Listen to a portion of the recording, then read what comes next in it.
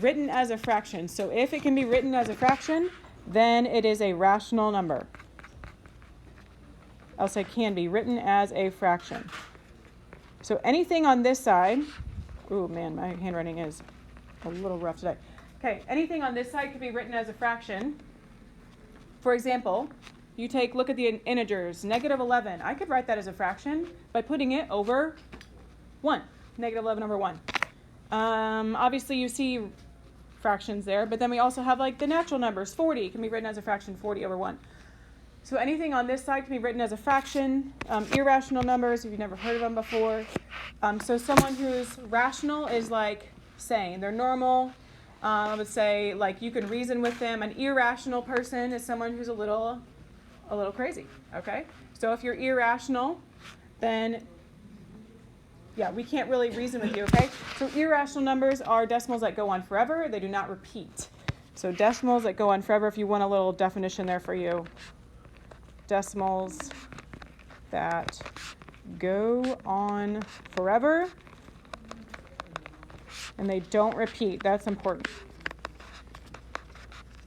If they start repeating 3, 3, 3, 3, 3, 3, 3, 3, 3, they are not an irrational number, okay? Sorry, that's kind of small. I'll zoom in. So the only irrational number is pi? Nope, there's more.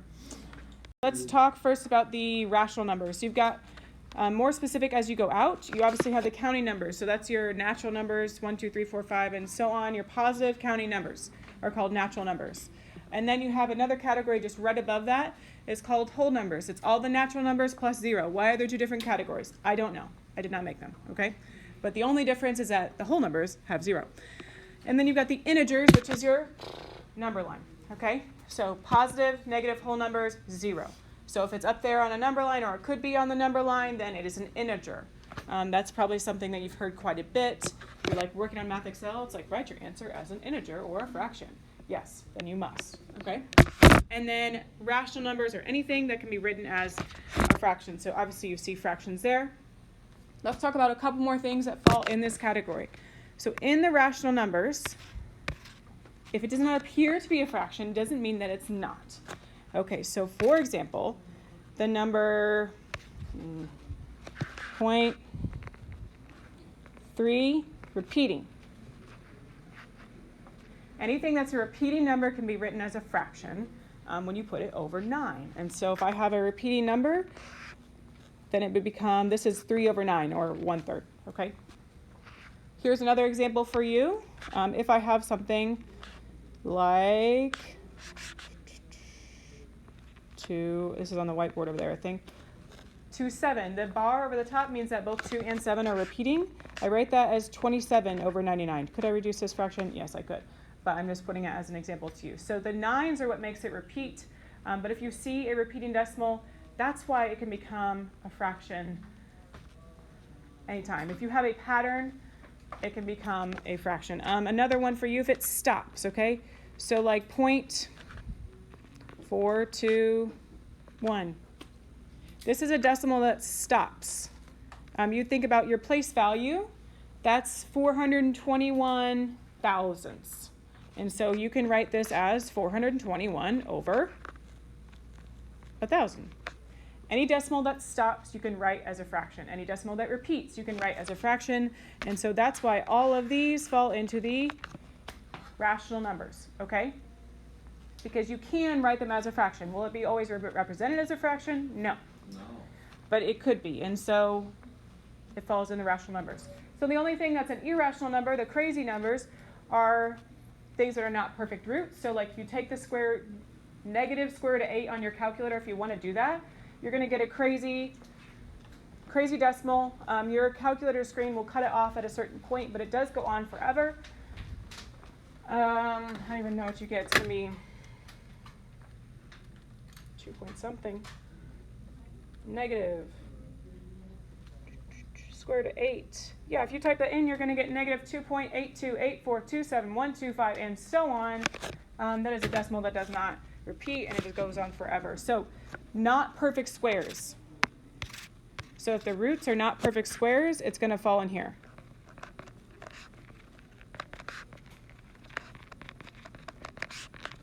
So if you had square root of 9, obviously that would be in the other category because that's 3.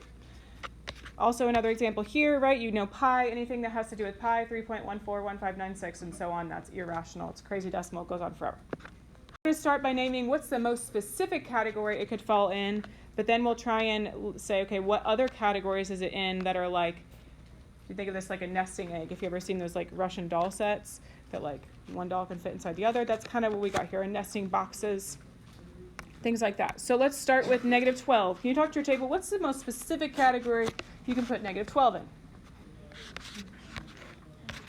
Yeah, integers. The most specific category for negative 12 is an integer, but look outside of that. What else is negative 12? Rational number. Yes. So we're going to write it in both. Most specific integer, but it goes outside of that, right? Okay. Think of it kind of like a family tree. What about negative 7.25? Chat about that? Where's it go? Is it an integer? It's not a negative. It's a negative number, but no, it's not an integer. It is rational, and there's no bigger category outside of that. You could write this as negative 7 and 25 hundredths, or 1/4. Okay. What about negative square root of 3? If you're not sure, you can always type it in your calculator and see what happens.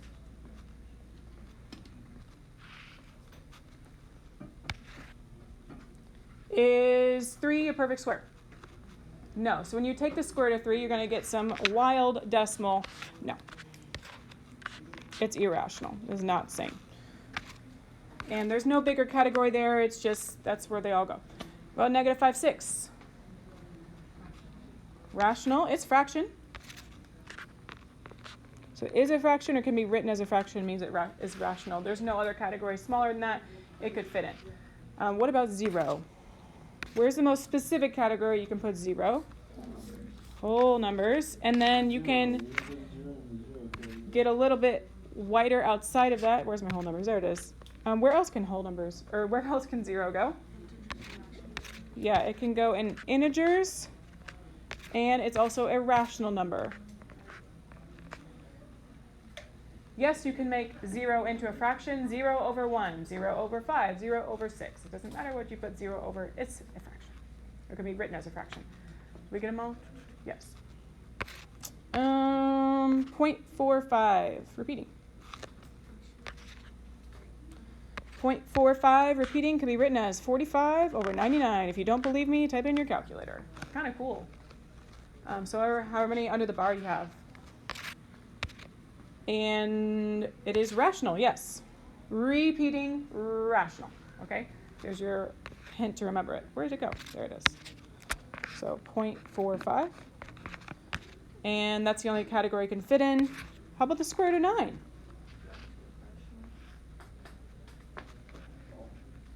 What's the most specific category you can put square root of 9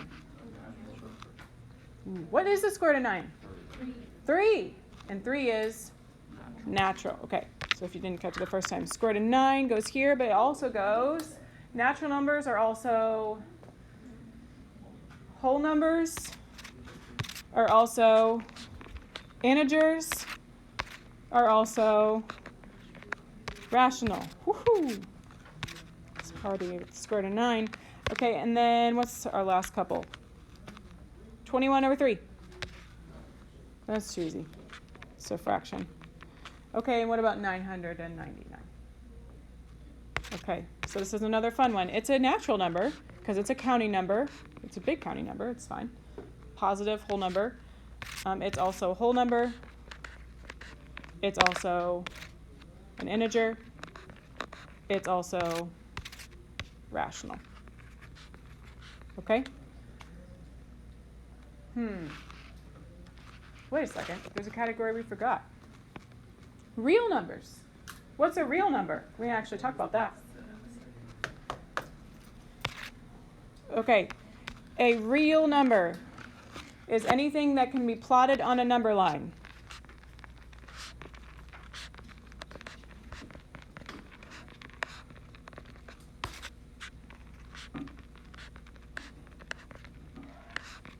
Which of these numbers can be plotted on a number line? all of them. So we probably should have written them here too. But to be honest, I forgot about that category, so it's a good thing to talk about. Okay. Yes, all of these can be plotted on a number line. Even these negative square root of 3. You can get an approximation for it on your calculator, and then you plot it at about negative 1 point something, right? So if it can be plotted on a number line, it is a real number. All of these are. What is it that makes something a non-real number? That terrible thing that we all love. I, right? The imaginary number. There are none of them here. If you had a square root of a negative, that would make it imaginary and non-real. We don't have any of those today. Okay. Okay. If you look at number 7 for me, this is completely switching gears. Oh, what questions do you have about these? Yeah, Kelby. Yeah. 21 divided by 3 is 7. What are we thinking? Yeah, it's also a natural number, a whole number, and an integer. Thanks. Oh, see, my poor first hour. Yeah, you should probably check for that. See if it evenly divides. We learned from our mistakes. Good one. Okay. Any other mistakes I made? Great. Thank you, Kelly. Okay, let's look at number 7. Now, order of operations, a quick reminder. Maybe you're used to, please excuse my dear Aunt Sally, PEMDAS. I'm going to call it GEMDAS. I don't know an acronym for that. Or what's a mnemonic device? I don't know. But we're going to call this grouping, okay? So if you've never heard that,